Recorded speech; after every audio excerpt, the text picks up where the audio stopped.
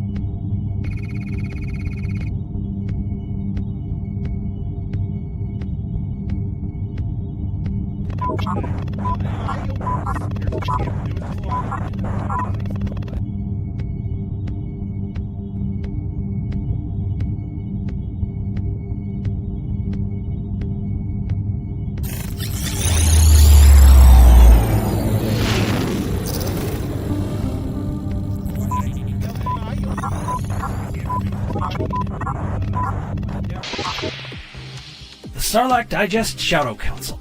They are the supporters working quietly behind the scenes, making sure the show survives, evolves, and continues to digest all things Star Wars. Every dollar donated goes directly into the production of the show, from hosting costs to equipment upgrades and everything that keeps the Digest alive. If you'd like to join the Shadow Council and help shape the future of the show, you can enlist today at patreon.com/Sarlacc Digest Podcast or scan the QR code on your screen. To our Shadow Council members, your loyalty is noted and your support is deeply appreciated. Now, punch it, Moocher.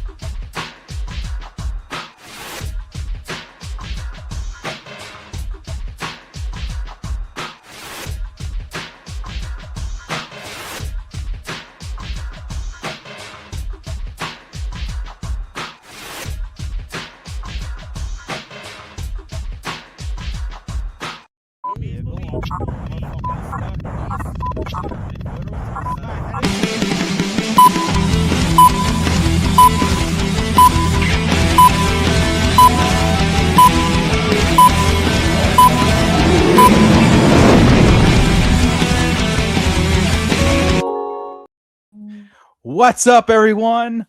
Welcome to another edition of the Sarlacc Digest, a podcast bringing line talk and digesting Star Wars topics over 1,000 years. This is episode 340. Wow, that's a number. Wow, man. It's a good number.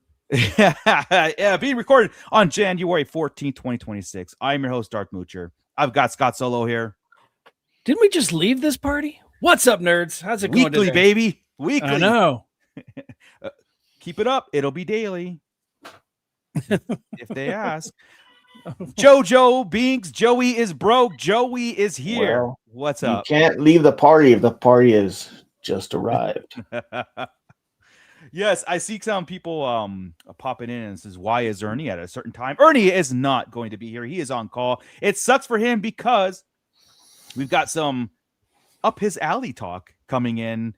It's something that go up his alley. I'm not going up his alley. You know, I immediately regretted it as soon as I said it, but hey, we're already here. We're already down that rabbit hole. Oh, there it is again. But anyway, guys, before we get into it, this is gonna be a fun talk tonight. I think we got some highs and lows, and we'll see where we go. You know, Scott. Yes, sir. I see our pit is just like, I mean, it's going off, man. They want to It's talk. going But off.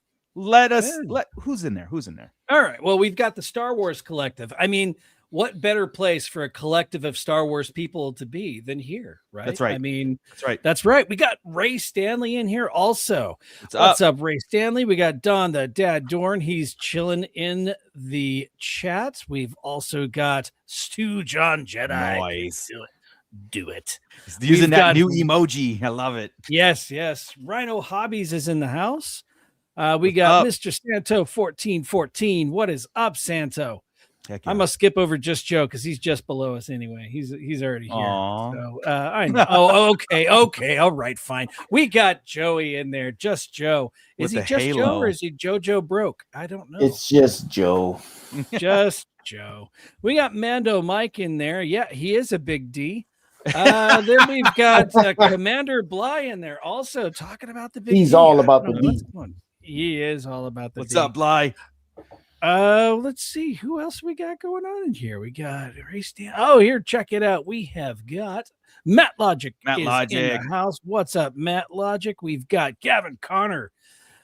Gavin Connor from the Holy Hour All Cure podcast is in the house. Yes. It's been a rough couple of weeks for the Cure fans out there. Oh, Just so you know, one of our boys died, so that sucks. in the band We or got- the? In the band, yeah. Oh, one in of the guys in band. Yeah, not one of the Holy Hour guys. Yeah, I No. was like, We're don't just drop heartbroken. that on me. You're Yeah. I know, right? Right. We got Meeks in the house. What's up, Meeks? What's up, Meeks? Got Dr. Brantley in the house. What's Who up? else? We've got Phantom Menace Dennis.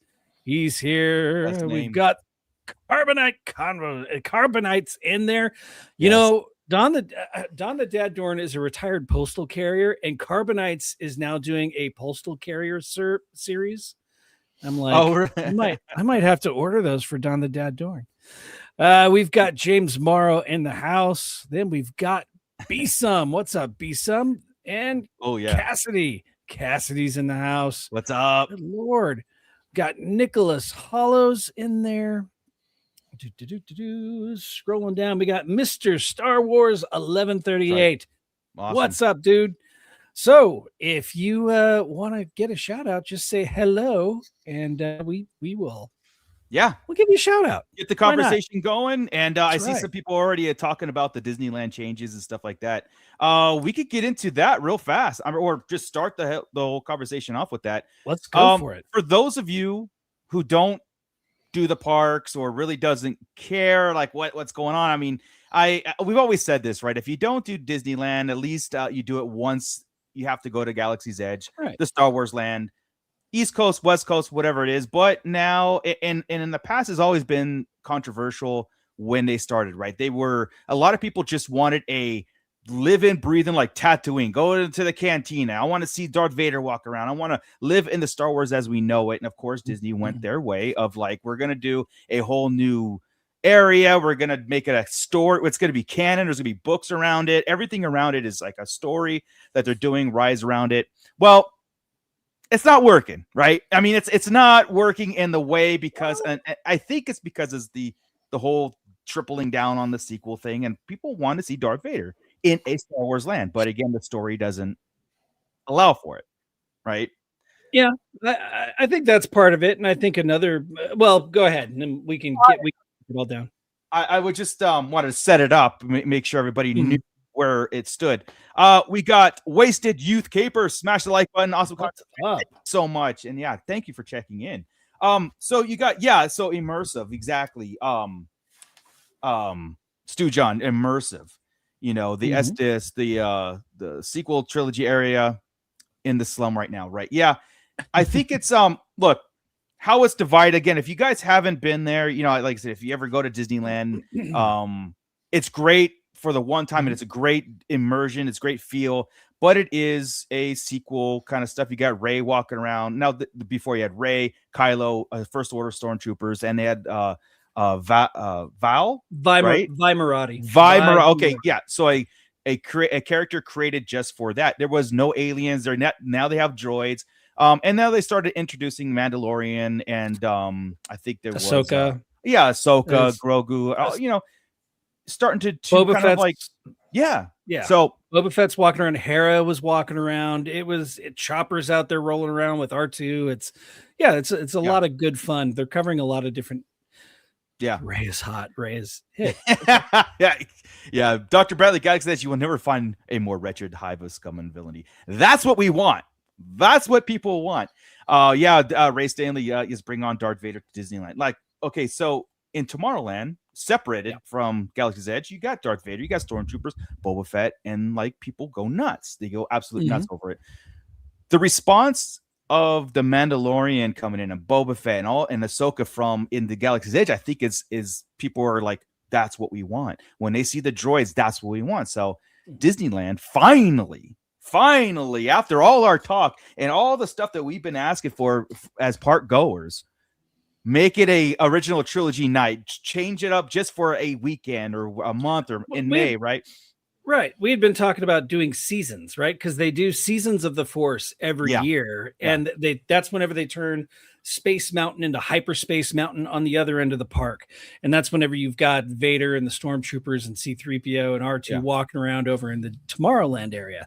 Yeah. Why not do this? And we've been saying for years, why not do the same thing at Galaxy's Edge, but they're doing one better. I mean, in all honesty, it really, hey, what's up, Alex? Yeah, it really is a great plan. Yeah. So what they come out, and this is official. This has come out for the Disney Parks blog that they put out, and it's usually explains ongoing changes and seasonal things that they're doing. So what they're doing, and the whole article is they're going to start bringing in original trilogy or Lucas era characters into that section of the park. Now, I think they explain it's still going to be divided from where the Millennium Falcon. We'll say east and west, right? So like west of the Millennium Falcon is still going to have Rey and Chewbacca and your stuff, Rise of Resistance stuff. The Resistance camp. Yeah. So and fine, that's cool. And then from the Falcon also over to the First Order area, that's going to get your original trilogy characters. The big question is, and I'm hoping, and I don't think they explained it too much, was are they going to revamp the look and everything other than just characters? Is this just a character thing? No, it is not. It is not just a character thing. So what I have right here, I'll read it as it goes here. Vader arrives. Darth Vader's Imperial Stormtroopers will finally patrol the streets of Black Spire Outpost. Let me see. Luke Skywalker, Han Solo, and Princess Leia will also be in the land. My understanding scary but cool. Scary but cool, right? They are not going to look like how we think they. No, because Lucas. Yeah. Prepare yourself for that. But also on top of that, Luke is going to be in his Jedi gear. Apparently, there's going to be still a story revolving around all this. It all takes place after Return of the Jedi, so we're still in the post Return of the Jedi at times, I guess. Yeah. Luke. How is Darth Vader still alive? As I said. Sometimes in some areas, there's different areas going on. Like Han, Chewie, and Leia are, according to what I'm reading, will have new uniforms. They won't be just the vest and the pants. It'll be some sort of era specific, like new look that's just for Galaxy's Edge. Of course, we've covered it before. They're changing over the exactly a multiverse. They're changing over the Millennium Falcon to include the Mandalorian and all that good stuff. So that's happening. And then on top of that, what's up, Jake Gooding? Checking in. Han and Chewie will actually be at the Falcon. So Han and Chewie will actually be at the Millennium Falcon during Smuggler's Run. So that will be their area. Yeah. Luke Skywalker is supposed to be traveling the entire breadth of the area looking for lost Jedi artifacts. That's his part of the story. Battlefront 2 storyline, yeah. Right. Savvy's Workshop, Doc Ondars, they're all getting refurbished to focus on this new kind of blanketed era, right? Also, they're also doing more Easter eggs, brand new Easter eggs all throughout the place. Awesome. Shadows of Memory is a projection show that's going to be telling the entire Skywalker saga, I guess, up against the mountains above the Millennium Falcon. So kind of like they did during the holiday. I think they did that during the Seasons of the Force last year. Yes, they did. Yeah. The TIE Echelon ship officially becomes a vintage Imperial craft from Vader's era. I don't know what that means. I don't know if they're revamping the TIE echelon or if they're just putting new emblems on the TIE echelon or with the echelon, they could get away with just reskinning it. They don't have to do, because again, that was a ship that's not tied to any particular, even if the whole thing about the First Order, it's not really, because it was a ship not used in the live action. So ever. The First Order shop, I heard, also is going to get changed, and then they're already gutting it now as we speak. Oh, are they really? Yeah, okay. That's what I wanted. Yeah. Got it. Fan favorites like Rey, Ahsoka, Mando, Grogu, Boba Fett, they're all still going to be all over the land. So you don't have to worry about that. Though Rey will be more of a focus in the Resistance area. And they're also expanding the lore with the Marvel comic series and a couple of books and all that on the history of Batu and these characters in there. They're talking about the Han and Leia outfits are supposed to be inspired by Star Wars comics and video games. Okay. So that could be interesting. Yeah. But yeah, they are redoing, I don't have the exact information here, but they are redoing that Imperial shop to be just a basic Batu Traders kind of shop. So there'll be all sorts of merchandise. Yeah, they're already started. I saw a picture of them kind of gutting and stuff. All right, let's hit the chat because they've got a bunch of stuff here. Dr. Bradley, but will they put a proper circular dish on a Falcon? No, because after if it's Return of the Jedi, it gets knocked off. It's get replaced by the square one after. So I would say no. James Morrow checking in. Did I hear that Rey actress will now be sent to the outskirts of Galaxy's Edge? You mean like, is she going to go to Tomorrowland or all over? Or just outsea? No. According to this, her area is going to be over by Rise of the Resistance, where if you're familiar with Disneyland like we are, the Rise of the Resistance ride is way off on the if you're looking at the Falcon, way off on the left. So it's a hike. Yeah. Ray Stanley, I would definitely be happy to see Han, Leia in new costumes at Disneyland and Disney World. Yeah. First off, and here's another thing. This is only Disneyland at this point. This is only Disneyland West. That's what I did here too. So this is testing grounds, I guess. So only the Anaheim Disneyland is getting these changes this year. Rhino Hobbies, did they shut down Rise of Resistance indefinitely? No. They're using the term indefinitely right now because they are refurbishing the ride, and by refurbishing, they are just repairing some animatronics that they're having a lot of problems with, and all of that. But it will be reopened. It will reopen soon. It's just they don't have a specific date on they do that. They did that with Indiana Jones lately. They did that with the Haunted Mansion when they were like, okay, we're not going to give you a straight date because that could, we've got Commander Cody's Vault checking in. What's up, dude? Disney parks are moving to sequel trilogy characters and replacing them with OT characters is the most based thing they have done. I agree. We all agree because we've been asking for this. Like I said, even if it's a seasonal thing, a promotional thing, we are park goers. We like going to that place, but I want to see stormtroopers. You know what I mean? I want to see real stormtroopers. Yes. You can have the same kind of like goofy jokes that the First Order ones do. Let's see here. We got Kilo Golf Whiskey. What's up? They need to dump that TIE whatever and bring in the Lambda class. Man, dude, that would be incredible. I mean, it's for what it is, it's cool, but it is no Lambda class show. No, that would bring. Imagine. No, I would love to. Like that's my favorite Imperial show. Yeah, it's me too. Yeah, that would be. Hey, you know what? You never know because this is good news because now, after all these times, they're actually coming to the drawing board again, saying, "Okay, look, we need to change. We need to change things around. This is not maybe it's not working to the point where people are getting tired of it or whatever it is. Change is good. Evolving is good. And them going like we're going to look at the entire saga and pump it into this land. I think that's the smart way to do it. More familiarity on it in general. So Lambda class show, the Millennium Falcon, everything. Characters are key. Now, again, curb your expectations on Han, Leia, and Luke. They do a great job with Rey. Actors, it's awesome. But Luke, not so much. you can look it up yourself. So yeah, but I mean, yeah. but this is what we're saying though. They need to bring in more aliens, right? Because Yes, Ahsoka looks yes, great.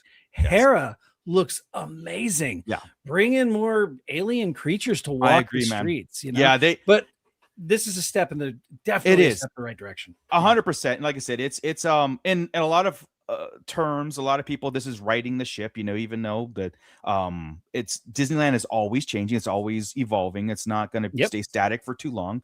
So this is probably coming from a long time, but now they're like, look, guys, this is Mando Grogu's coming. We got to relaunch everything. Hasbro's on fire, so let's keep the parks up too, right? Stu John, I may have to come back to SoCal for a visit to see this. That's the point of this whole thing, and I think that the marketing team or at Disneyland is probably saying, look, people are not coming in just for this land anymore. You know what I mean? Where we have spent a whole day there because they have the app with the games and stuff. Like, there's only 2 rides, but hey, you could spend all day there and just be immersed. But it gets to the point where it's like, I don't want to go over there anymore. I've already spent 3 hours on Rise of Resistance line. I've already did Smuggler's Run 3 times. Let's change things up a bit. And Smuggler's Run changing in May. I think in correlation to the Mando Grogu movie, the ride is changing too. So yeah, that's awesome too. I'm excited. Yeah. No, Cassie, again, this is just Disneyland at this point. So Robert Sprite, they're not making any more Star Wars movies. They're not? What? I mean, we got one that we're going to talk about in later on, but yeah. Yeah, when did that happen? I'm sorry, I didn't get that memo. Deep cut, James Morrow. I want a live Jackson's the Green Rabbit from Marvel Comics. That, something, people would take pictures not knowing who that is, and then we'd lose it all. That'd be pretty awesome. Yeah, Demando. 10% discount to the park if you're a true Star Wars fan. You have to answer these 2 questions. They will never give up 10%. No, it's gonna cost you 10%. No doubt. That's the only thing, right? Jules and I, we stopped with our season passes, right? We stopped with our season passes in 2024, right? Yeah. Took all of 2025 off except for, took her there for her birthday in December. And man, I just want to go back. I just want to go back so bad all the time, but it's so expensive. We can't afford that anymore. I always said this, like, the Disneyland in general, right? To go on a little bit of a tangent here, and again, Ernie's, this is wasted conversation for him because this is his wheelhouse. Disneyland Anaheim, Disneyland Florida, 2 separate experiences, 2 separate parks, and Disneyland over here, it's like if we decide to go, like, to me, if I want to go, I want to dedicate a year of going. That doesn't mean every day. That doesn't mean like I have to get my money's worth. It means like I'm going to dedicate going more often, and I'm going to buy a pass because that's the more value for just going on a whim on a weekend. It's just you're costing yourself a couple $600 just going, parking, and all that stuff. Both parks. Where a pass, if you go once or twice a month, you overpaying. You make that pass, it for it. So, and that's something where like I don't think people go to Disney World for. That's a destination where you're going to spend a lot. You're going to spend a week there, and you're going to get for fulfillment. Yeah. Here, it's different. It's built now. different. Yeah, it's just built different. So it's smaller and everything. So it's expensive. It is. Unfortunately, it is. Yeah. Just so we know, these changes are scheduled to take effect April 29th, 2026. 3 months. So 4 months. yeah, we're talking. This is happening fast. Yeah. So, and that's why I think you're going to see the change. That's why I saw pictures today about that Imperial or the First Order thing kind of getting gutted, and so they're going to make it a general. They should just make it that whole thing in an Imperial outpost. That's what they should do. Yeah. Yeah. I mean, they've got the giant First Order flag. Take the First Order flag down, put an Imperial flag up there. Yeah. Done. Yeah. Right? It doesn't take 4 months to do that. So nuh-uh. I mean, as much as I would love a Lambda class shuttle up there, maybe maybe they'll work on it because it is going to be something built off site and installed in over a weekend. So okay. I haven't even scrolled down yet. Dr. Bradley, they will see attendance increase at Galaxy's Edge. People, me, have been waiting for it, haven't been yet, and I live an hour away. Yeah. Wow. Yeah. It's. I would say that it's still cool as it stands. It's still a good experience. I mean, the whole marketplace is awesome, where you could buy stuff and get food, and the rides are incredible. The atmosphere is incredible. You hear nothing. The bar is awesome. Yeah, so it is worth it. But I mean, if you with these changes, when you want to see it as like a Star Wars immersion, then it's gonna be even better. Let's put it that way. Somebody in here had brought up that here we go. It's Bsum. Bsum says coincidentally Celebration is in California, isn't it? Yes, it is. We do want to have a Sarlacc Digest meetup at Disneyland, maybe downtown Disney, so we don't necessarily have to go into the park. But yeah. I mean, come on down. Let's go. We got a year and some change, year and 4 or 5 months, something like that, for Celebration to come. And I would be great. We're going to make it a whole week anyway. So the weekend before Celebration, again, hopefully everybody can make it in, and it's going to be awesome. I love it. And Gavin Connor here, sounds rad. Now I just got to find a way to get out west. Hey man, Celebration. You travel all over to see The Cure, man. Now just come out here. Yeah, Gavin. Gavin. Jeez, man. Got a year and a half to pack. Yeah, but what happens if The Cure is on tour at the same time? Then hey man, priorities, dude. Star Wars, everything else. So that's right. You can drop The Cure for that weekend, okay? Just that weekend. Hey, we got Supreme Leader Droid hoping we get Return of the Jedi Boba. He is in the parks on he has been. Parks other than the Boba right now.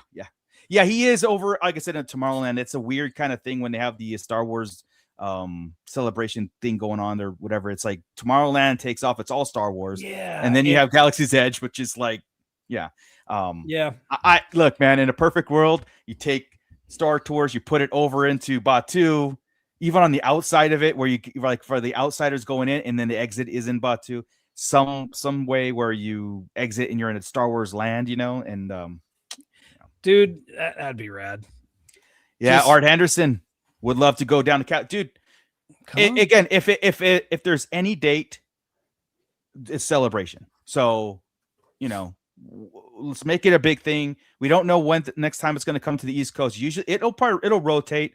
It'll probably go to Europe again, and then come to the West or maybe Florida or Chicago, and then probably come back to Anaheim or something. So you're looking at about 4 or 5 more years before it comes back, and then we could go to Disneyland. We can go to, you know what I mean? Like it never rains here, so I say that after we just got record number of rain. So I know, right? We're officially for the first time in like 25 years out of a drought. So I know. Yeah. Cassidy, aren't they changing the Falcon ride as well, adding the Razor Crest? Yes, to it, if I remember correctly. I don't know about Razor Crest, but I know they're changing at a Mando Grogu adventure.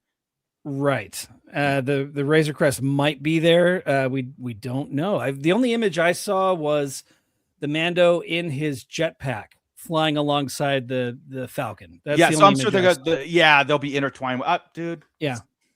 I wonder if they're going to do it like they do Star Tours. How every time you go on Star Tours, you go to different planets. I mean, how cool would that be? You get the Falcon, you go to, because right now you just go to where do we go in Falcon? We go to Corellia. So you go to Corellia to pick up some coaxium. Yeah. And it's just the same thing over and over and over again. So that would be awesome. Exactly. Arc 501st, they welcome in. They need alien animatronics inside the bar around Star Wars area. I said that from day one. I think that sounds great, having aliens inside the bar. Figure it out. At the same time, that bar is so packed all the time. Outside the bar, outside on the thing, I think they could figure it out. Yeah, they could figure it out. They're Imagineers, And Doc Ondar looks so good. Yeah, in Doc Ondar's shop too. So yeah.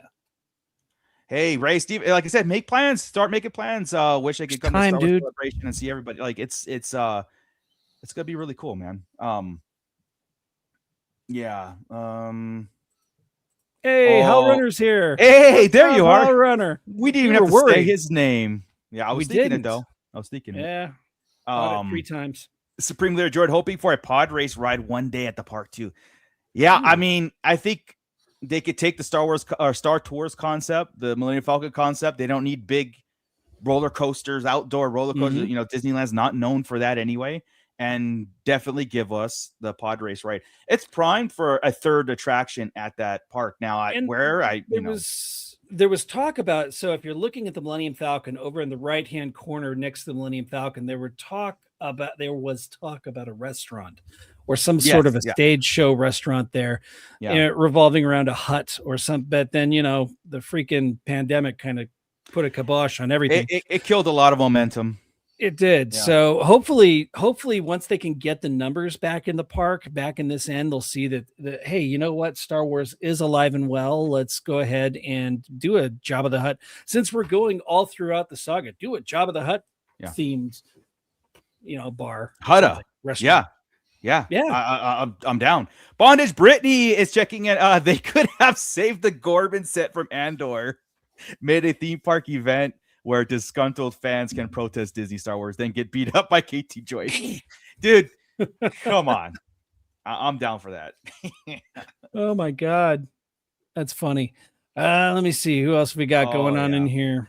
Yeah. I mean, there's so much that Phantom Menace Dennis. Can you imagine how cool it would be if they built an actual cantina bar with animatronic cantina aliens? You know, that was their first draft for the Star Wars area when they were doing it. And then they scrapped it all because it was going to be, I think it was a replica of Tatooine, wasn't it? Yeah. Tatooine. I mean, basically the streets of Mos Eisley, you go into the cantina bar and you have the whole thing. And as cool as that sounds, I still think an original concept is better. Batu works. Galaxy's Edge works. It just works. Now, it's the what doesn't work is the lack of immersion in not the atmosphere, but the characters and people, because people ruin everything. Your people don't get into it, you know. Right. When it started, you know, you had the cast members would say bright suns or rising moons or you know, happy origin day instead of birthday, something like that. But every now and then you'll still get one or two employees that'll say they just grunt. They grunt a lot. They do still also sometimes have tables set up where they will teach you how to play sabacc out on walkway, which is pretty cool. Each of them had a backstory. You walk to them and say, "What's your story?" And they would come up with this whole backstory. It's an actual immersion. And I'm again, some of the employees that are into it, I'm sure they still do. But it's once you do it, a couple walkthroughs. I mean, personally, I don't do it anymore. I just go get a Ronto wrap, ride a ride, get a Tatooine sunrise, and bounce. we were there, like I said, we were there for Julie's birthday, and it was raining. So it does rain in Southern California. We're standing right there next to the steps, and Vi Marati comes around the corner, looks at me, slips, catches herself, and says, "You didn't see that, right?" I meant to do that. There's a stormtrooper on my tail. It just kept on trucking. It was pretty good, man. Perfect. Yeah. Arc 501st, when a celebration again. It is April 2027, if I'm not mistaken. I believe so. I wasn't certain I'd go, but my 4-month-old will want to go by. Oh, heck yeah. You know, take pictures. Just take, because they won't know, but they'll take pictures. April 1st through the 4th, 2027. Hey, what's up, Dana? Yes. Dano Hunter. Yes. Hi, guys. What's up? What's up, Dana? All right, guys. Let's get serious now. Let's get serious. Oh, no. Let's get serious, because I don't like this next bit of news. But and there's a reason why I don't like this next bit of news, guys. It's nothing to do. It's nothing personal. Okay. But let's switch gears to freaking Tom Cruise. I did. We've been doing this podcast for 9 years now. Close to 9 years. April will be our 9th year anniversary. And from the very first podcast that we've done and start talking about it, we started to throw around actors and stuff like what we don't want involved in Star Wars, who we do want involved in Star Wars, you know. And at the top of my list was always Tom Cruise. Tom Cruise was like, just keep him away from Star Wars. And let me tell you the reasoning why. It's not because I don't like him. It's not because I think he's a bad actor. I think he's one of the probably top actors that we've all ever known. You can never take away his work. It's the fact that he's too well known. He's too much of a big name. He's too much of an influence. That's all I'll see is Tom Cruise. You know, I'm going to just see him in Star. I can't put it around it. Like if he's in it now, he's not in it, but he's weaseling his way into the set, which to me is a stepping stone that he's going to be an actor in one of these movies one day. So. Yeah, apparently, Sean Levy allowed Tom Cruise, or gave Tom Cruise the camera and gave him the director's chair so he could direct a scene in Starfighter. Yeah. And apparently this scene, from the reports we're seeing, is a lightsaber duel. Now, that's cool on another level, is that, right. Okay, so we're actually going to get lightsabers in this thing. He's behind the camera. That's fine. Again, stepping stone. I know. It's you don't just come from what the thing. You don't just come in on a helicopter, fly your ass during a set, interrupt everything, hold the camera, do a thing, and then balance and be like, that was just Tom Cruise pushing his weight around. Daniel Craig was a stormtrooper in The Last Jedi. I hated it. In The Force Awakens. In The Force Awakens. He was in The Force Awakens. He was the one that had the mind trick by Rey, right? Yeah. Kevin Smith was the voice of the stormtrooper in The Force Awakens. Right. Somebody else was a stormtrooper in The Last Jedi, but I don't remember who. I think wasn't it like Prince Harry or something like that was a stormtrooper? I want to say yes. Who was in the elevator? It was a cut scene. Yes, it was. It was with the one Flynn. that hit Finn in the ass whenever they were. Who was that? I forget. I don't know, but that's look, man. But yeah, I mean, and he's saying that the guy's right here. That one guy was Unkar, right? Shaun of the Dead. He was Unkar. Tom Hardy. There we go. Tom Hardy. Tom Hardy was the lead scene. Yeah. Yeah. So look, you could absolutely take Tom Cruise, stick him in alien makeup or a stormtrooper getup, have him say a line, and get the F off our Star Wars stage if that scratches that itch, right? I don't want to see him as the main character. Yeah, it's like I said, I don't want to take anything away from Tom Cruise. Tom Cruise is a name we'll always be saying. I mean, he's one of the top actors of all time. He really is. Could he do something good? Yeah. Again, it's just one of those things for me. It's a personal thing. It's like I don't want him near Star Wars. I don't even want him directing Star. I just don't. No, thank you. Like, no, thank you. You know, Marvel is the one for you if you're going to do that. Marvel is the one that pulls in all directions of Hollywood and puts them in a little melting pot. Star Wars should be felt independent. Yeah, that's what I'm saying. Art Henderson, don't tell me if you were in Tom's shoes, you wouldn't do the same thing. Of course we would. Absolutely. It's like just because you could doesn't mean you should. I know Joey agrees with me. I know Joey doesn't want Tom Cruise near this like stuff, you know. Joey actually brought up a conversation in our personal chat. It was Tom Cruise or who was it? It was Tom Cruise or Captain Jack Sparrow himself. Yeah. That's right. Johnny Depp. Yeah. Johnny Depp. So who would you rather have? And I can't answer that question. My answer was no, because I don't know.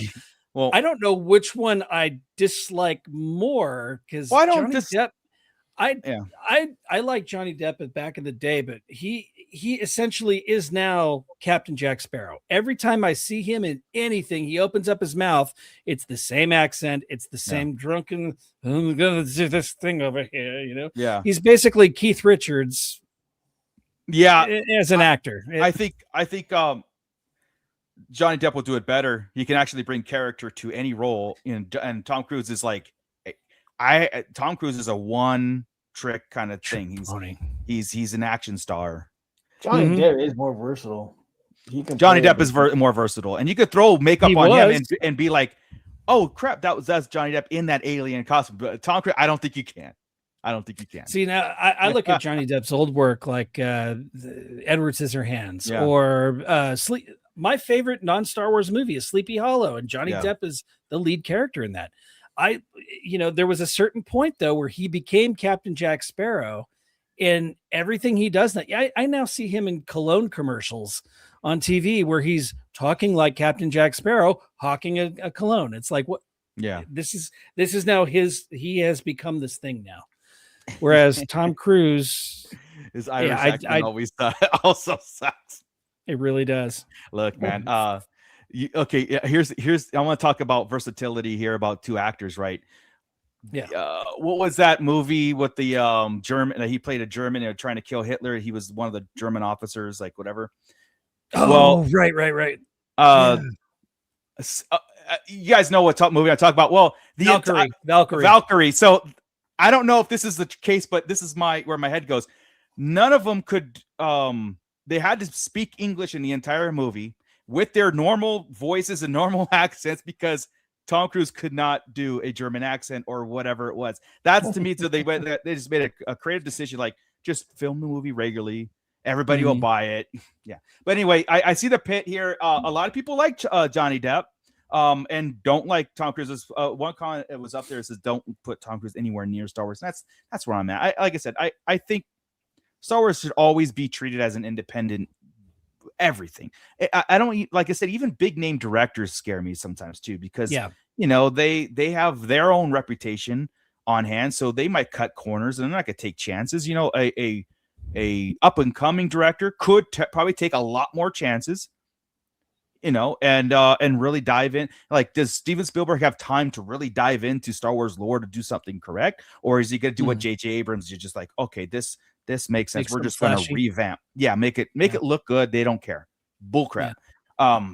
Yeah. Okay, wait. Tom Cruise as Darth Malak, Keanu Reeves as Rev, and Johnny Depp as a space pirate. All Republic. All right, Keanu Reeves as Revan. Sure. Like I said, I don't think he'll do a good job, but I don't see anybody else around it. And that's another name. I am a Jedi Master. No, I am a Sith. Yeah, I'll just change my mind every episode. Yeah, like whoa, I have a lightsaber. I killed Mandalorians. No, you sound more like Butthead than yeah, I take that. I take my judge doing anything Star Wars. Stop it. But yeah, I mean, like I said, guys, like it. Here's my opinion. Here's a Darth Moocher opinion, guys, and you guys can tell me if you agree or not. It's not a dead horse. It's not a dead horse. No, I'm not looking for the dead horse. It's not a rant. I'm looking for. Oh, it's not. Oh, you know what? Yes, let's turn this into a rant. Do it.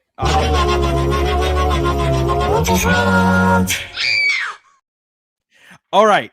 I don't like celebrity cameos. I don't like celebrity voice people in Star Wars. Like Force Awakens was chock full of cameos. Daniel Craig, like we mentioned, Kevin Smith, because they want to be a part. They want to get near Star Wars. Like I said, what we do as fans and what we break it down when we live this stuff, we don't care. I don't care about Hollywood. I don't care about their involvement in Star Wars. I want to see the next chapter unfold in front of me. I want to see the adventures of Luke Skywalker, all that stuff, right?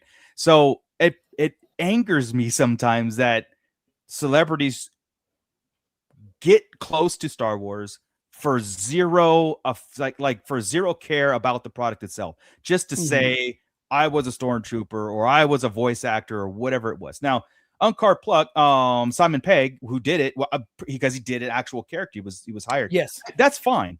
But the notion of like, did you guys know that Kevin Smith did the voice? I'm like, oh my God, I hate that. I hate it. I hate it. It doesn't, I don't, like I said, I could care less about his love of Star Wars. This is the overall product. And that doesn't sell for me. You know what I mean? No. Well, it goes back to Attack of the Clones, whenever they actually had the full band in sync on set as Jedi. And they were cut, thankfully, but the band was there. Was it In Sync or the Backstreet Boys? It was One Direction.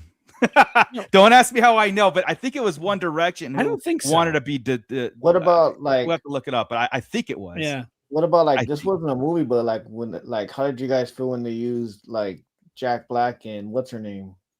No, I don't like it. Well, no, because they were characters. Christopher Lloyd, right? Even that kind of felt out of place to me. I mean, yeah, it could be considered cameos, but they actually had roles, right? It wasn't like Tom Cruise walking in the background of a Star Wars scene. I just like it. It just didn't. To me, it just didn't feel like Star. I felt like I was watching like a commercial or something, like for some reason like a credit card commercial or something with Yeah. Jack Black and Lizzo. Yeah. I was like, why is it? It was like in sync. Instinct. Okay. Thank It you. was in sync. I stand correct. Thank God I got that wrong. Let's just put it I that know, way. right? 'Cause I got it don't- right. I got it right from the start. I don't know what's wrong. That's with me. more scarier to That's me that scary. you know the boy Yeah. bands, and I'm glad I got it wrong. I take pride in that. So And then what? no. His name is skipping me right now, but what's his name that played in Solo? Aaron, right? Oh man, he played in Natural Born Killers. No, again, a character. I mean, it was Yeah. it's Woody like, from Cheers, Woody right? He's like a Yeah, Woody bigger Harrelson. star, Woody Harrelson, though. So it's yeah. like no, Yeah, he's, but you he's a see, it's big name. it's not. And I was going to say the same thing about Camille Nanjiani in Obi-Wan Kenobi, right? Camille Nanjiani, but I mean, at least his character did something, right? If it would have just been yeah. that smuggler in the beginning, that probably would have annoyed me a little bit more too. But What I'm talking if- about is the.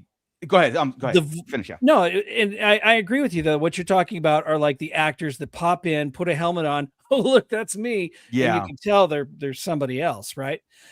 I would rather, even if it ended up being Tom Cruise in the movie, I would rather it be okay. Just be a character then. Don't just pop on, say a line, and walk off just for the moment, right? Yeah.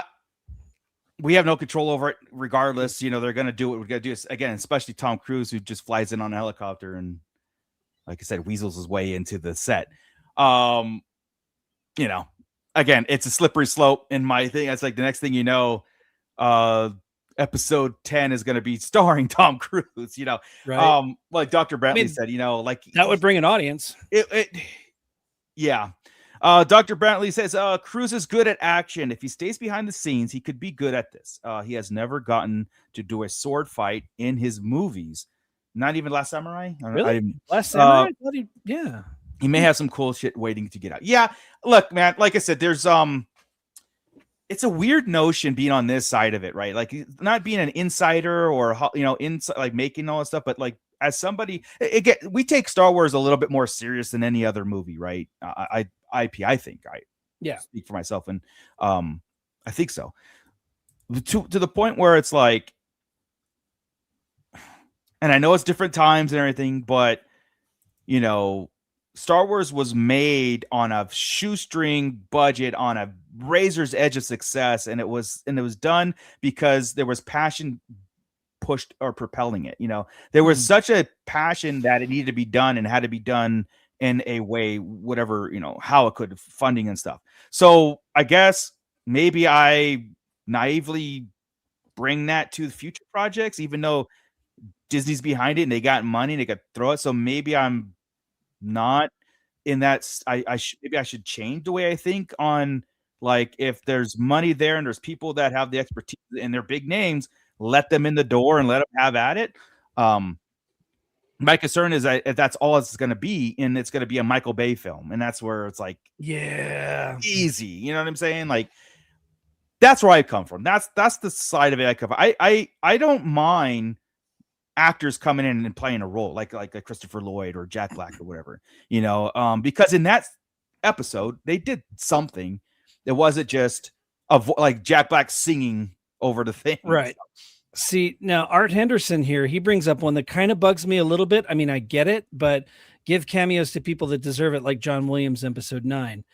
George Lucas had one, right? I mean, they did, but I felt like, I don't know, I don't know. It's just that even that bugged me to a point, though. So Ray Stanley keeps Tom Cruise away from Star Wars and Marvel. He could go on Marvel. He can be a Marvel. That's fine. Because that's a Hollywood cesspool, in a good way.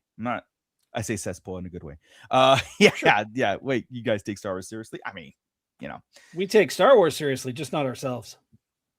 Exactly. Background cameos. Yeah, Stu, again, like, you know, he had George Lucas, he had his daughter, you had Rick McCallum's kid in there. You had those things, you know, and we all cheered. I mean, I have a stormtrooper of George Lucas, right? I mean, like, we all cheered those. I don't know why it's different. It hits because it's almost like you deserve that. You know, Tom Cruise doesn't deserve it. George Lucas, it's like I said last week, right? George Lucas being in something like that, it's Hitchcockian, right? It's Hitchcock walked onto every single set, but he earned that shit. Yeah. Tom Cruise and the others, not so much. Yeah. Yeah, Daniel, that's what I want to see. Tom Cruise, the giant dip, they don't belong in Star Wars. Yeah, it's like just Yes, because Dana. you can doesn't mean Yes. you should, right? So, Rhino Hobbies, this is Disney Star Wars, not George Lucas Star Wars. Of putting TC in Star Wars brings more money. They will. You know, that's what you know. Here's what scares me. The only thing they haven't tried is a star-studded Star Wars like a Marvel movie. Meaning a Marvel, like you're right. That's the one thing they haven't tried, and you don't think the suits are sitting there going like, whatever movie we come up with, whatever. Let's just throw like all the Marvel actors and get them into this big thing, and they lose that sense of like what it is. So okay, Tom Cruise as an actor's got, I don't know, 396 some or 260. I don't know. He's been in a lot of shit, right? Crazy. Yeah. As a director, he has directed one thing. In 1993, he directed an episode of a show called Fallen Angels. Okay. Never heard of it. I was in high school, so I wouldn't know. Yeah. I was out of high school. I never heard of that. Fallen Angels. So, I mean, in that case, no, I don't have the confidence in saying give him a Star Wars to direct either. You know, it's yeah. Oh, Stone Mando is checking in. Hey guys, a bit late here. All good, man. On the East Coast, yeah, I know. I'll catch you on the replay. Have a stellar stream. Thank you so much, man. Yeah, thanks, replay bud. is always welcome. So we always continue the conversation. Yeah, that's the thing. Okay, so again, the report came in from Sean Levy himself. It says that Tom Cruise visited the set, and him and he got his he got his brand new shoes dirty, filming in a muddy lightsaber duel scene. I'm like, okay, that's on Sean Levy. I'm sure it's like, that's awesome. Yeah. Now, have you guys heard any praise around this? Like, oh, this is great news. And I'm trying not to be like that, because again, this is a Starfighter, right? It's a standalone thing. We don't know what was done, but Sean Levy did say it's like once you see it, you're gonna know it's a Tom Cruise segment. You're gonna know what does it. That I'm mean? like, yeah, what's that mean? Because I don't get, like you said, he doesn't have those credentials. No. For us to be like a Michael Bay, right? Or Steven Spielberg. Is it just like glowing lights? Is it James Cameron blue glows or lens flares from J.J. Abrams? That's a trademark of a certain Is thing, it just right? is it just a lot of up close images of people running really fast with lightsabers in their hands? You know, I mean, that's what I look at a Tom Cruise movie, and that's what I see him running all the time. No. Or hanging off of an X-Wing fighter. I mean, with a lightsaber. Does he just rig up all the actors and just tow them away with the truck and like run them through the mud and be like, look, this is acting. Not taking it again. I'm trying not to be that guy that takes it away from what they do, what Tom Cruise does. Because again, I mean, but it's honestly, hard, we now have confirmation that there is a lightsaber duel in this movie that we didn't know existed. We thought it was just going to be, a Starfighter. Is it duel or fight scene? Because there's a difference, right? There is a difference. Yeah. I don't know. I didn't look up the exact words. I know that Mia Goth rumored to play a force wielding a fallen Jedi, a Jedi, whatever, but she's rumored to be the antagonist of the film. So okay, it's kind of like hitting home there. Yeah, because a duel completely different than a fight, right? So, but lightsabers in it, right? So that's key. Yeah, it says right here, Tom Cruise helped film a scene for Sean Levy, and yes, okay, let me see. Tom Cruise recently visited the set of Star Wars Starfighter and helped film part of a scene. So was he directing? Was he operating the camera? Now, when you see the movie, Levy says, you'll know that part of it was shot by Tom. I mean, how cool is that? For you. We haven't seen it, but for you, Yeah. So, yeah. Break it up here a little bit. James Murrow, Joey, I love your shirt. Pal, Porky's forever. That's awesome. Nice. Yeah, exactly. Rhino Hobbies. I'm curious that there's a lightsaber scene in Starfighter. Yeah, I mean, for once, it's let me put it this way, all the Disney Plus shows we've had in the past couple years, there's been a lot of wrong marketing on that side of the creators come out and they either like attack or they're just talk about they make a lot of mistakes. What one thing, Starfighter is still a year out, year and a half out. It's next year. I think it's next May, not this May, but next May. So the one thing that the hype around it is that everybody involved, the actors, John Livy himself, all this stuff is saying like this is probably like one of the best projects that they've worked on. It's epic, or but lying or not, they believe in it, they love it, they're doing something cool they'd like to do, right? So I like that's the right direction to go, especially this early on. That in our heads now we don't have the actresses or actors that are attacking fans, and then so when it comes out, it's going to already be already a lose-lose situation, right? So at least they're excited on what's going on, which will put us in that frame of Starfighter's coming. I heard that it's a great project, right? So there's that one. Like I'm trying to see that side of it, right? Tom Cruise or not, right? So I guess what it is, this is what it's opening the door to. Mm-hmm. And I do. Yeah, somebody had brought up I know something. I know. I know. I know. To be fair, they said it about Force Awakens. I don't think I heard anything. Oh no, Ryan. Yeah, because Ryan Johnson just came at the fans. Like he came at punching, and that's like he did, and that continued on through Leslie Headland and so many of the other people. Where if they would just not interact, if you're going to go into an interview situation and the situation is going to be, what people are trying to, whenever they're interviewing, they're trying to get the clicks, they're trying to get the outrage, to get the clicks for clickbait. You're going into these things, so freaking deflect, just get out of that situation. Don't make yourself a target, or don't give them something that's going to cause all this anger. I feel sometimes they have the microphone and they use that opportunity to be like, let me put all the real world's problems out in the forefront. Like Star Wars fans have all the answers, or we're going to solve it. No, right. Do you hear us? Do you hear us? We don't want Tom Cruise, and we're not solving any problems. We don't want Tom Cruise. You know what I'm saying? We're not solving world hunger. No, What's up, Diddy? What's up? Yeah, man. Thanks for checking My in. question is, didn't they say in this movie though that it wasn't gonna have no like Jedi or Sith stuff? It said it wasn't gonna. Said it wasn't gonna tie into anything familiar of what we know as far as timing, characters. I don't know about locations. It's just it's like Skeleton Crew. It's a separate entity. So it's in the Star Wars universe. It's 5 years after Rise of Skywalker, and it's its own thing. So you're not gonna have Rey. You're not gonna have Luke. You're not gonna have even mentions of them. It's its own standalone Star Wars story. That's the disconnect, but it's still in that. So Stu John, was there not a rumor that Abeloth would take the form of Padme? I heard that. I heard that as well.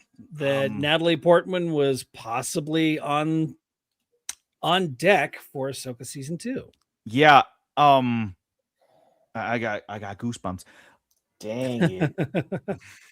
It's all rumors. It's all nothing is confirmed. Anything we talk about right now, you got to take it with a grain of salt. Rumors, but the possibilities of her and Hayden Christensen being in the same different room. I mean, could you imagine though the character of Abeloth taking on the form of Padme, and how that would completely mess with Anakin's psyche, right? Yeah. I mean, come on. Exactly. That's what Phantom Menace said. Natalie Portman did say she was open to returning. Yeah. I'm looking forward. Daniel, I'm looking forward to season. Me too, man. Season 2 of Ahsoka to me is probably the key of everything. It's peak, as the kids say. I wasn't gonna say it this time, but it's my turn to say it. Yeah. But I've always got to put the caveat that, as the kids say these days. Of course, because who talks like that? James Morrow, maybe Tom Cruise is all the world's problems. Yeah. I mean, look, man, he ain't coming on this here anytime soon, so we could say what we are. Even if he was, I'd probably tell him like, I don't see you in Star Wars. I'm sorry. I think you know how to run and you do a lot of stunts, but I don't see a lot of I diversity. love Top Gun. Top Yeah, Gun there's was not a lot of fun diversity movie. in the characters you play. Yeah. And I'd be laughing the whole time. I'm like, no, I'm not going to talk about what he did to the vampire Lestat. Let's not go there. Oh man. Yeah. That was the turn, man. Lestat, Interview with the Vampire. That was the turn for Tom Cruise. Everything after that got weird. And he tried bringing it back with Mission Impossible. The first Mission Impossible was pretty good. The second Mission Impossible is a shit show. I mean, it is by the awful. 11th one, dude. It's Oh like my Mission God. Impossible in space. You know, when are they going to do that? So Yeah.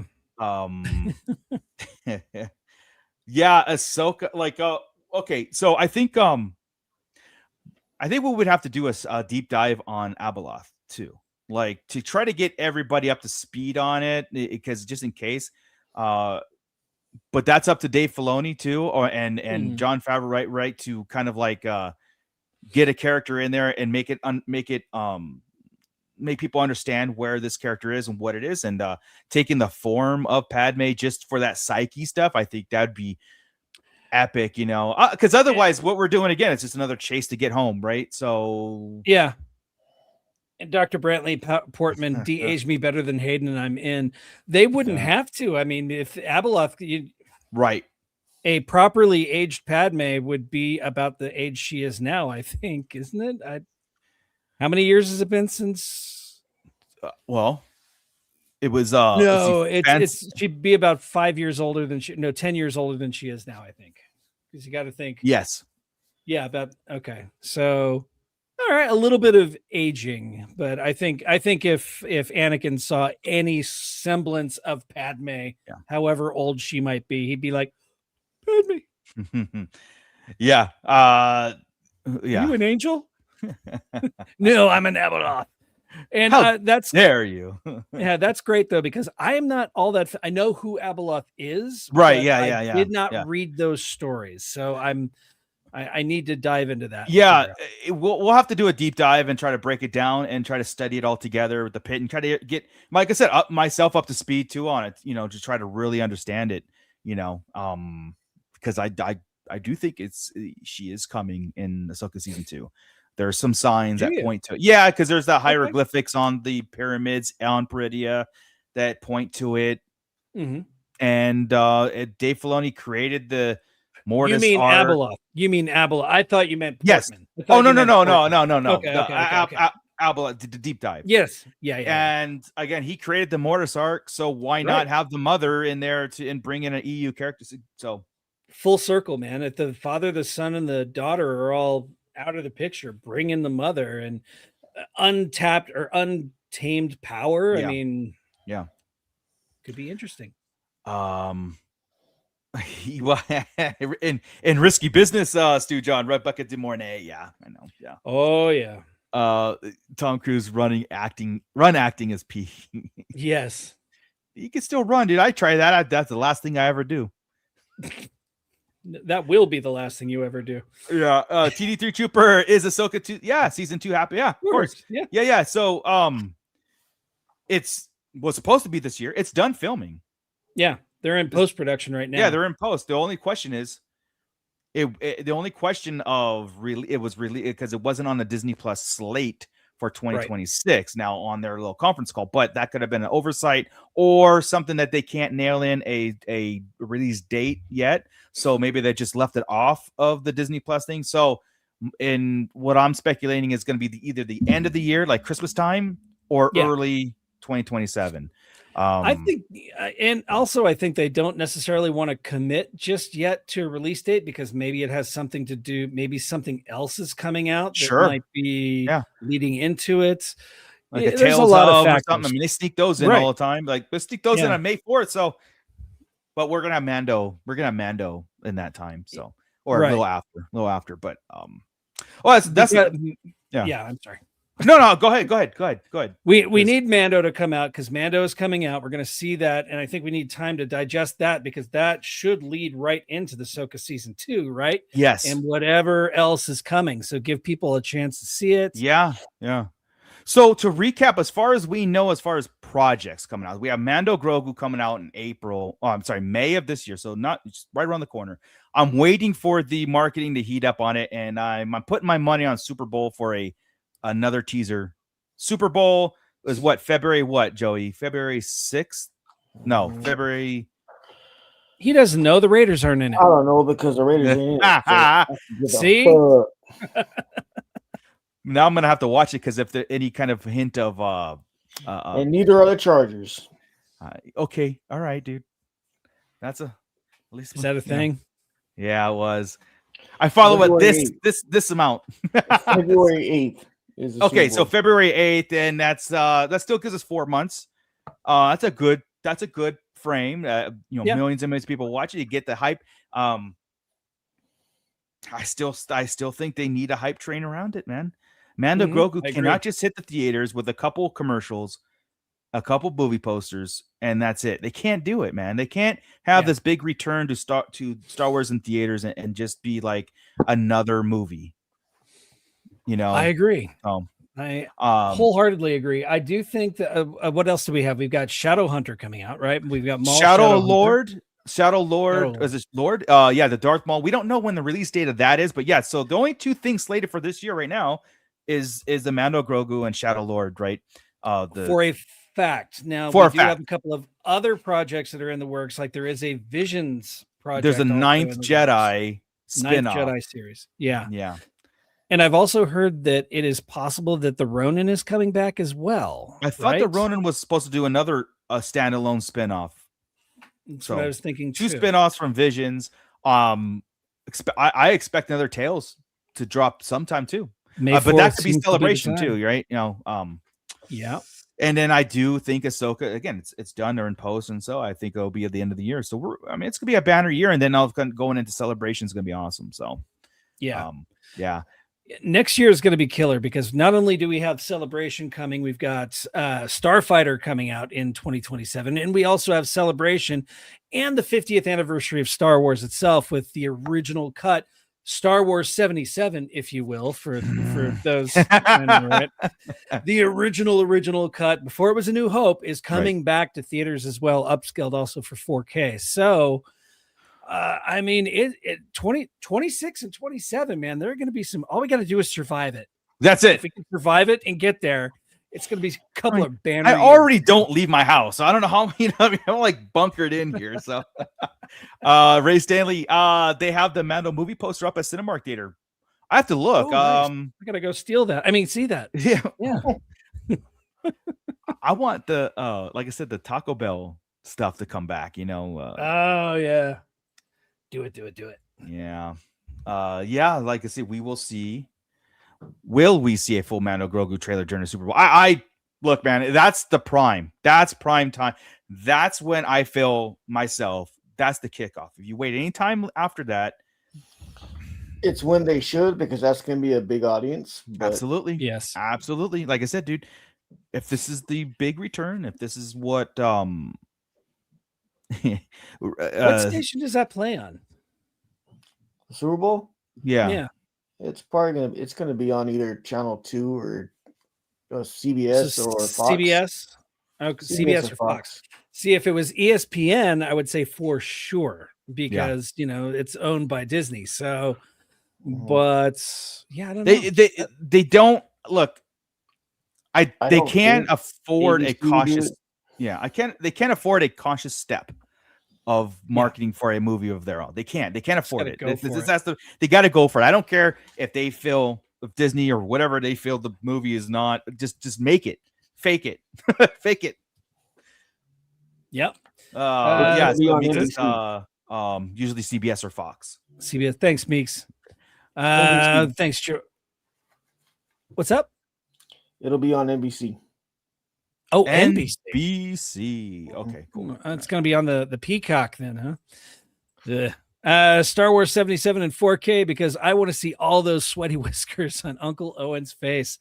No doubt, James Moore, and the paper mache Darth Vader helmet because it looks awful, but it's what you see fingerprints on it. You get see, and see David Prowse in the whole thing all the time.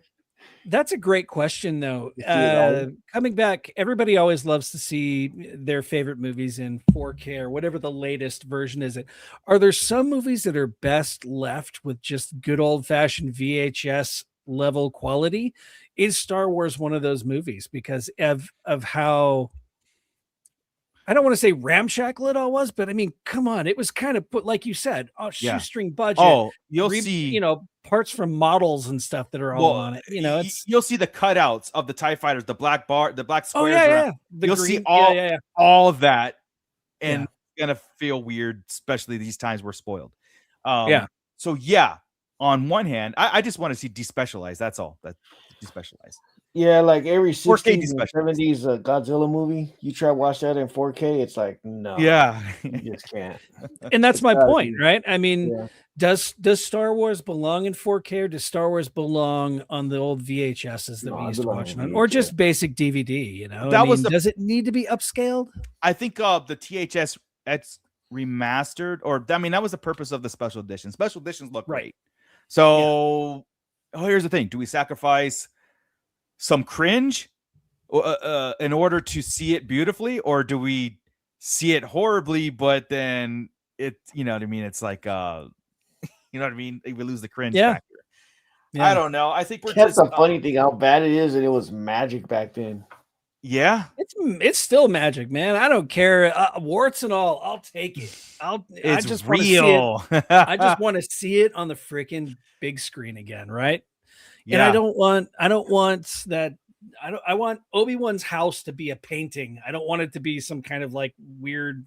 Supposedly that's what we're thing. getting, right? That's supposedly Yes. what's we're, Yeah. yeah. I want to see all of it. I want to see it. Do it. The Vaseline smudge underneath this land speeder. It's all Yeah. blurry. You know, it's Oh, like yeah. yeah. Look, man. We'll have to see. I think it does leak before if we are going to get a trailer beforehand. Like there's a lot of times it's like there's going to be a trailer. Yeah, after someone said after the Bad Bunny Super Bowl it would go. When they remake Star Wars and recast Han Solo with Tom Cruise, that will be in 4K. Yeah. I don't want to have to ban James Morrow from the show. Look, but to answer your question Close. before we get out of here about certain older films, it's like just because you can just be doesn't mean you should kind of stuff, right? Like like if perfect example. Okay, I watched Tron Ares, right? And it was great. It was a beautiful movie, but I was really more excited about the 80s format version of it, the VR graphics, and it felt they really did a great job of kind of putting that grain on it and that kind of like choppiness to that era of it. And I was like, I like this a lot. And the splashy stuff to me, it's almost like not impressive anymore because it's so flashy. It's like, yeah, I think, you know, and it's everywhere. And it's everywhere. Everywhere. We're so desensitized to movie making itself to what's like we expect it. So it's like it's not how many more colors can they put on a screen? So when you see something from the 80s or the 70s and it's like paced up together, strings and stuff, and they hide it to the point where you really have to look, I think that's it's really cool. 4K brings it out, of course. I'll just leave it like this. Anything they put out, just don't watch it in more than 60 hertz. Just 60 hertz is sweet spot. It's that weird. Yeah, It's then you get the stupid. weird. It's you know, we as humans can only see, I think, 32 frames a second. I think that's why, or something like that. Yeah. But anything over 60 hertz, if you're not video game, it's horrible. It looks fake. It looks like TV graph. It's just really, really bad. I hate it. Yeah. I have my TVs. I revert to 60 hertz. Versus I don't as soon as it's on 120 as a default, I go in there settings and I find the 60 megahertz settings because I can't do it, man. Yeah. Anyway, it's I agree. I think that Star Wars should be, I don't know, you know, you can upscale to 4K, you can leave it in VHS. I don't give a damn. I will be there to watch it. It's the experience. Yeah, it's the experience, you know, just to kind of like it. Look, man, part of it's the lead up, part of it's sitting there with your friends or talking Star Wars. You watch it, you go home and talk Star Wars, and that's what we do. You know, most of the adventure is the adventure itself, not the main act, you know. Yeah. So It's also going to be interesting if you can. You're going to see a lot of you are going to see this movie for the very first time in this format, in this version, and this is what we saw in '77, right? So go into this movie, watch this movie, and try to remove all the rest of Star Wars from your brain, right? And just focus in on what's happening. We didn't know that there was going to be sequels. We just thought it was a really cool adventure. Yeah, it humbles you back to concentrating on the story itself and why, like, you know, a lot of kids these days watch the original trilogy and think it's boring. Get off our line. Like, oh, that was boring. When you watch something that you love like that, like Scott said, it's like you fall back in love with it all over again, even with the flaws and all that stuff. Yeah. Like, you don't even see all that. No, you just see what, like, you saw it for the first time. Yeah. So you know, like you know, Star Wars is so much more than just the update graphics and stuff. There's a lot more to it. That's why I say, when the kids say it's boring, there's not enough action, it's because, like, today's movies, that's all they do. There's not a resting moment where you go like, okay, what the hell is going on? They're just immediately taking off on another explosion, another car chase, another whatever. And it's like, guys, let's just take a break. Have some what in the Michael Bay is happening right now. Exactly. Most of my grown kids, if the trilogies are on, they'll watch it, but they won't like sit down and like watch it like I do. But if the prequels come on, they're sitting there watching it. Yeah. So So speaking of Tron Ares really quick, the one thing in that movie that really just bothered me, other than Jared Leto, because everybody knows I don't like Jared Leto. What did he do to you? He was an asshole. This is PG-13. Yeah. Sorry. I met the man and he was anyway. Yeah. Moving on. They have that like 5-minute scene where they take the main character lady, I forget what her name is, and put her in the computer. They put her in there and then she's out. It's like, well, what was the point in that? I mean, you know what? That's my favorite scene. Not the scene itself. Well, okay, no, the scene itself, not the story part of it. Not what you're saying. That was my favorite because the music hit and the visuals were so, but it was like a different movie altogether. You're right. It needed to stay there. It felt so out of place. Yeah. But then the minute he goes into the 80s realm and, you know, Kevin Flynn is there again and they start talking about Depeche Mode, I'm like, oh, okay. Yeah, of course. I'm in. I'm back. I was like, that's why you wanted to sell this movie.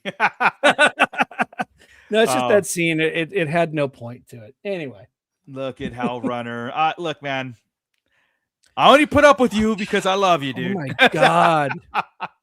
I put A New Hope on one. At least he called it A New Hope, right? When I have trouble falling asleep, works every time out before Vader hit Force 10 to be fine. Wow. Jeez. Like the crawl. He's out on the crawl. He's out on the crawl. But hey, at least you know it's attentive. You know, you got that right too. Again, dude. Hey man. Half the time I think Hal Runner just says shit just to get us all riled up. I know. I think he believes it. No, I think he's telling the truth. He really loves the Resistance. There's really psychopaths out there like that. Yeah. All right, guys. Well, I mean, not a lot of Star Wars news as far as like what we could theory craft on, but some behind the scenes stuff and some things like, you know, we got to get it off our chest. You know, this is Star Wars therapy in a lot of ways, right? We were going to bring that back too. So if we have any kind of voice or whatever, you put it out there or whatever it is, you know, I don't want Star Wars to turn into Marvel Studios. You know, just big names for the sake of the billboards, the names and lights and stuff. It's gotta, even though it's got to feel independent. That's what works. I don't know. I could be sitting in the old frame of thinking sometimes, but we're missing that today in today's movies, and I think that's why it's the movie theaters are suffering, because it's like you could take a remake and you just take all the magic out of it and just putting it in the fancy writing, and you think you could sell it, and it's not working, you know. And then you go, okay, let's just put a big name in there, and then that ruins that guy's character, her character, or you know, role, because they're in a crappy remake. So you got to preserve it.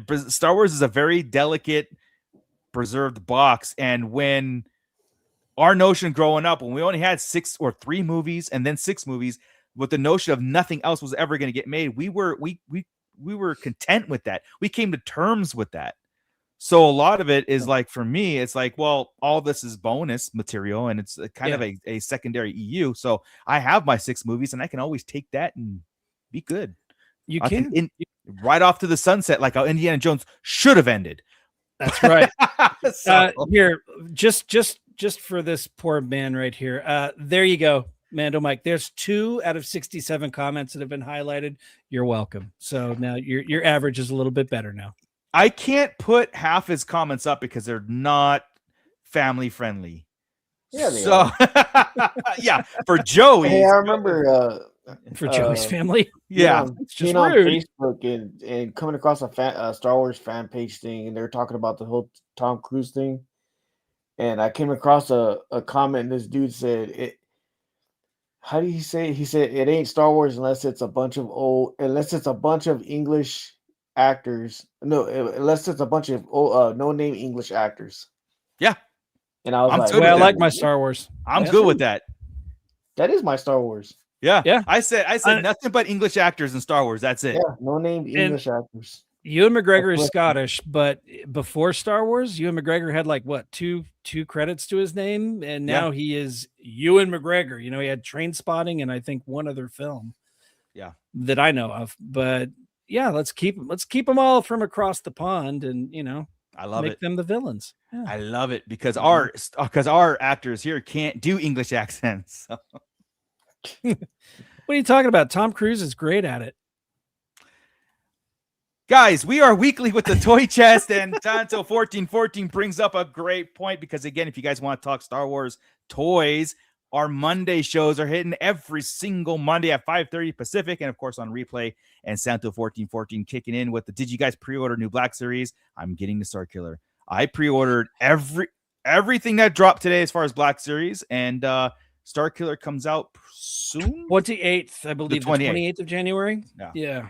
I honestly I had such a crap day at work. Not really a crap day, just a busy day at work. I forgot that we had a bunch of pre-orders today. I texted you. Did you pre-order? Yeah. I said, hey, Black Series pre-orders are going if you want, because I got 3 Geonosian Warriors for now. Jeez. Yeah, dude. Nice. I have plans. But yeah, so again, Toy Talk.